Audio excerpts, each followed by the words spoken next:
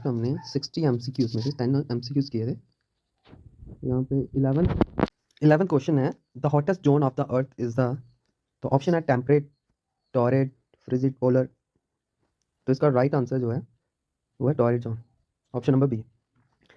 Question number 12, which force की planet in their orbit. तो इसका राइट ऑप्शन है C, gravitational. The study of earth quake is called geography, seismology, volcanology, geology. तो इसका right option आएगा B, seismology. Question number 14. The deepest trench of the world is Mariana Trench.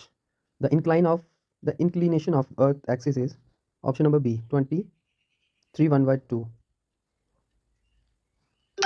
Question number 16.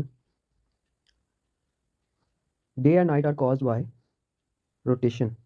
The longest day in the northern hemisphere occur on option number C, 21 June. Question number 18. Which latitude is also known as the Great Circle? The right option is equator. Which rock changes its form due to heat and pressure?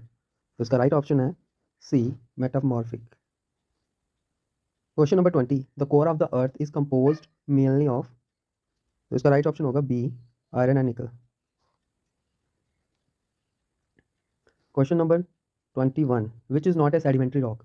तो sandstone, limestone, shale जो sedimentary rock है, granite जो है ये igneous rock है। The average